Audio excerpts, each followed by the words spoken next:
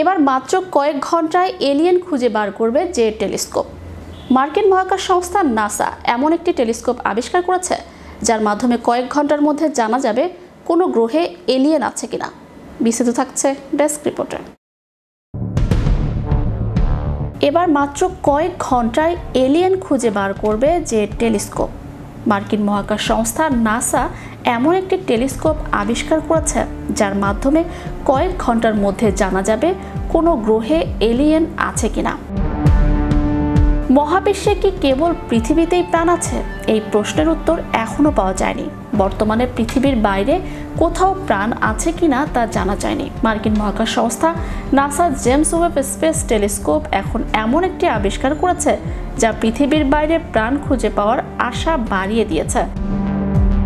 James Webb space telescope ব্যবহার করে বিজ্ঞানীরা আমাদের সৌরজগতের বাইরে সম্ভাব্য জীবনের সবচেয়ে শক্তিশালী চিহ্ন খুঁজে পেয়েছেন। একটি ভিন গ্রহের বায়ুমণ্ডলের জৈবিক প্রক্রিয়ার মাধ্যমে পৃথিবীতে উৎপাদিত গ্যাসের রাসায়নিক অস্তিত্ব শনাক্ত করা হয়েছে। K2 থেকে 180b নামক গ্রহের বায়ুমণ্ডলে ডাইমিথাইল সালফাইড বা DMS এবং ডাইমিথাইল ডাইসালফাইড বা DMDS পাওয়া গিয়েছে।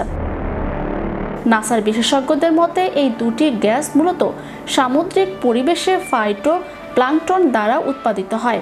তারা বলছেন যে এটি শুধুমাত্র জীবন প্রক্রিয়া থেকে উৎপন্ন হয়।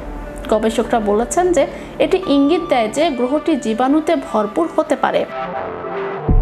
তবে তারা জোর দিয়ে বলছেন যে তারা আসলেই জীবন্ত প্রাণের আবিষ্কারের ঘোষণা করছেন না, বরং একটি সম্ভাব্য পৃথিবীর বাইরে প্রাণের অস্তিত্বের একটি স্বাক্ষর। এ নিয়ে আরও পর্যবেক্ষণের প্রয়োজন আছে। তবুও বিজ্ঞানীদের মধ্যে উত্তেজনা চরমে পৌঁছেছে।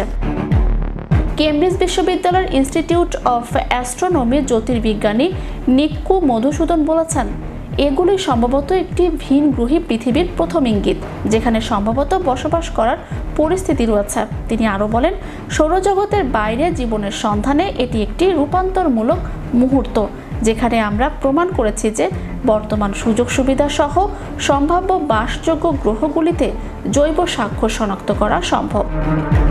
আমরা পর্যবেক্ষণমূলক জ্যোতির্বিজ্ঞানের যুগে প্রবেশ করেছি। K2 থেকে 180b পৃথিবীর চেয়ে কয়েক গুণ বড়।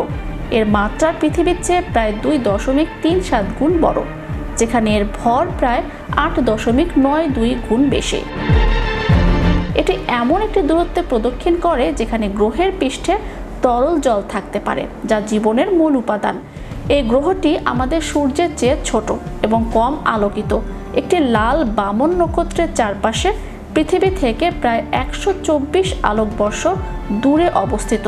এক আলোকবর্ষ হলো 1 বছরের আলো, যে দূরত্ব অতিক্রম করে 9.5 ট্রিলিয়ন কিলোমিটার।